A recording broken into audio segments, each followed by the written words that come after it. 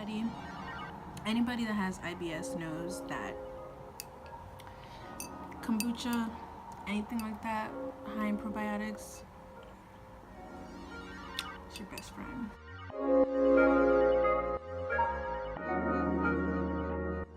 So yeah, I got quite an influx of new subscribers. So for those that are new, welcome. My name is pronounced Ayana, and thank you guys. Thank you.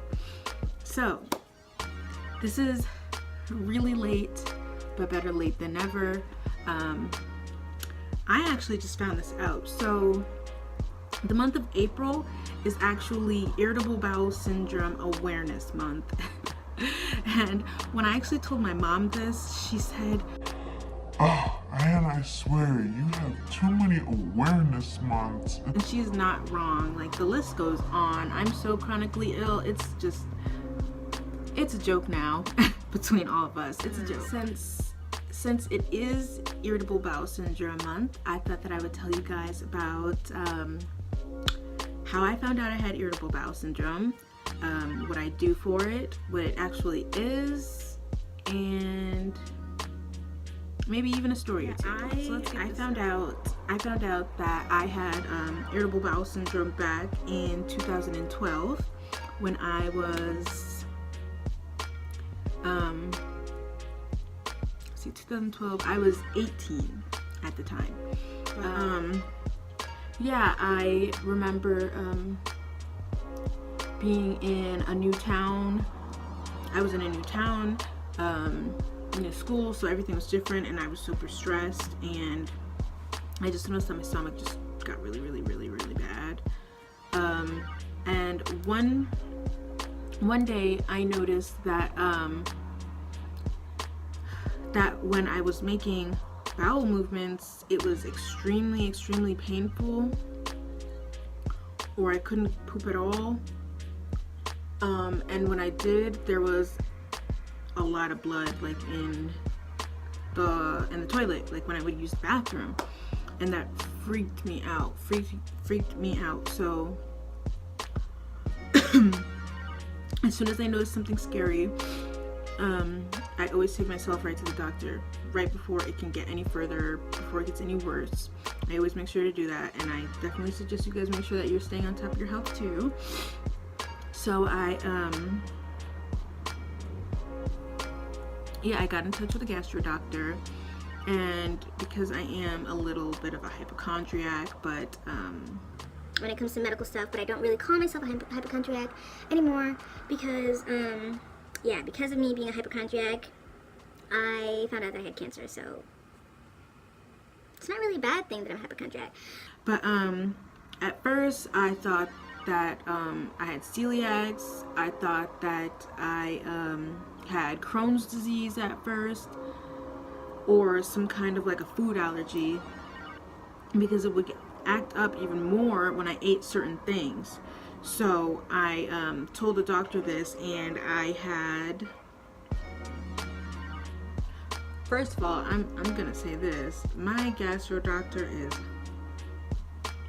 he's a cutie, okay? He's a cute little guy.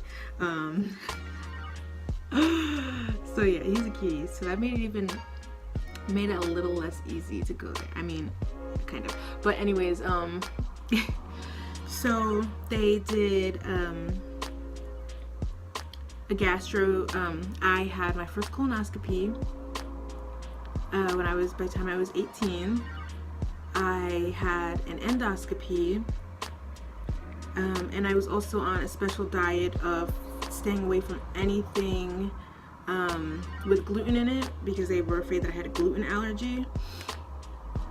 And I did that for like a good month, stayed away from all kinds of gluten, which kind of sucked, but whatever. I know that I needed to do this for my health, so I was just like, okay, I'm gonna do this. I ended up getting the test results back. They said that they saw a little bit of inflammation, bleeding, and irritation in my lower intestines, and acid reflux, scarring, I think. I got my handy dandy notebook. I always have a notebook with me because my chemo brain, new subscribers, is very bad. My short-term memory is just shot, so that's why I have a notebook, and forgive me when I am looking down. So what IBS is a gastrointestinal disorder that causes pain in the belly, causes gas, diarrhea, also constipation. But when I also did research, irritable bowel syndrome is also called. So if you think you have irritable bowel syndrome, here are a few things to look out for: indigestion, nausea, and the urgent need to poop. Those are the major things to look out for, but there can also be other things, but it's mostly not being able to go to the bathroom, which causes extremely uncomfortable belly bloating. So a lot of people who have irritable bowel syndrome always tend to have almost distended bellies, which makes a lot of sense to me now. So that's also something to look out for.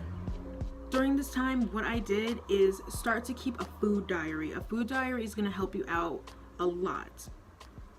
Keep an eye out on things that hurt your stomach, make you feel any kind of way, because that's going to be a really big help to you and your doctor to help to find a comfortable plan that will help you to have a headache. There are a lot of things that can also trigger irritable bowel syndrome, and besides food being the number one thing that can trigger like an attack, so to say, my second biggest thing that I notice that triggers my IBS is stress. The more you are stressed out, the more your gut is not going to be happy and function right. Trust me. So things that I actually do is I make sure that I'm getting a lot of fiber in my diet. And when I say fiber, not necessarily talking about like bread and all that kind of, like wheat bread, all that kind of stuff. I'm talking maybe like prunes and nuts and things such as that. Also, for the longest time, I was recommended, and only do this for like a month, but ask your doctor before you try this, please, is the Atkins diet. Now, the Atkins diet is a diet that is based on, it's kind of hard for me to explain, I'm not even gonna lie, but I did notice that it actually makes a huge difference. You're staying away from breads, sugar, and that's including fruit. Stay away from fruit, sauces, especially red sauces, that stuff. And if you're lactose intolerant, stay away from cheese, even though cheese is safe to eat on the Atkins diet. But lots and lots of nuts, green vegetables. Honestly, for me, what I've learned is going to be your best friend at home that you can get pretty much almost anywhere in any kind of store is probiotics.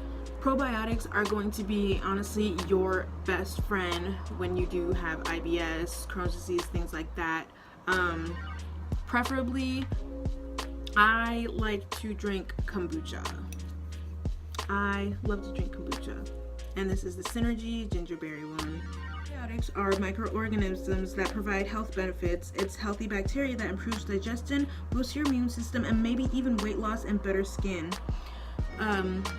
Probiotics, there are all many different kinds. Probiotics come in a whole bunch of different forms. I drink probiotic tea.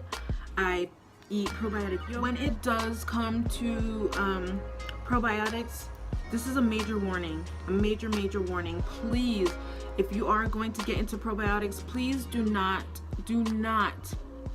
especially if you are a cancer patient or anything, if you have a compromised immune system, please do not make, drink, or give anybody homemade kombucha, sauerkraut, kefir, anything like that, because that is extremely dangerous. And if you are not a professional that is qualified to make it, it can be a life and death situation when it comes to those. So please be careful. And like I said, I'll recommend some of my favorite probiotic drinks that are safe and FDA approved for you to drink, because it's just not worth it. So you're better off just getting kombucha in a store, kefir in a store, probiotic yogurts in a store. No homemade probiotics. I also use so medical marijuana also helps with my irritable bowel syndrome. Ginger root, grinding it up, or using it in tea. Ginger is absolutely great for your gut, and it makes your gut very happy. And it's a very good thing to help and keep your stomach settled. Green tea helps a lot, especially with bloating.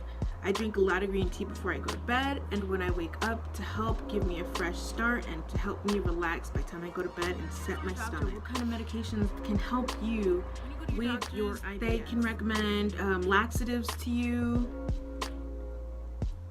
and constipation powders. I have tried both.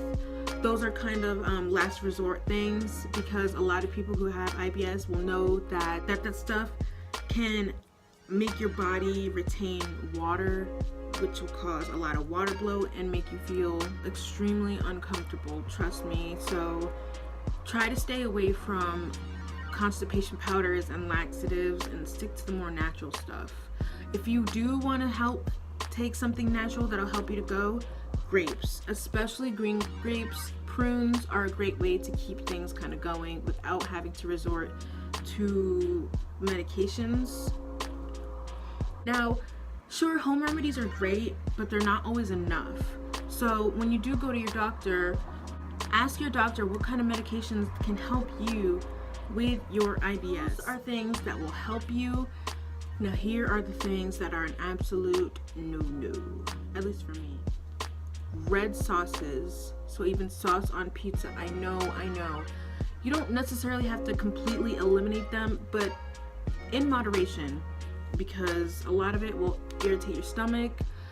Also, dairy is pretty rough on your stomach, and can probably almost trigger like a flare-up. So try and stay away from milk, red sauces as much as you can. Also, orange juice, no orange juice. Oranges, kiwis, a lot of fruits with super high acidic, especially bananas, can irritate your stomach a lot. So I haven't had orange juice in years. I haven't eaten an orange in years. Pineapples. I'm kind of guilty kind of thinking pineapples because that's one of my favorite fruits. So I still do eat pineapples, but everything in moderation. Your doctor might also tell you to stay away from Pepto-Bismol, stay away from Tums, and anything with acetaminophen in it. So that means Tylenol and certain allergy medications, because the acetaminophen in it triggers muscle spasms and things like that, and that can really irritate your stomach. And Tums and Pepto-Bismol don't do anything for us people with irritable bowel syndrome. We need over-the-counter medications to really help with that. So yeah, don't think that IBS is upset stomach every now and then I'll just take some Tums or some Pepto-Bismol to get rid of it, but it's a lot deeper than that. It's a lot deeper. During cancer treatment, my IBS has honestly been even easier to control and to take grasp on during my cancer treatment, because there are a lot of things that I have to stay away from that I can't even really eat. So it kind of works out with kind of eating if you guys, or if you know anybody that has irritable bowel syndrome, let me know. Tell me you guys' stories. I would love to hear them. Or your experiences with them in general. If you have any questions or comments, leave them down below. I'd love to hear them. Thank you guys again for the new subscribers. I love you guys so much for that. Thank you. And that's it for this video. If there's anything else that I forgot, I'll add it down in my description box. Thank you guys again for watching. Bye.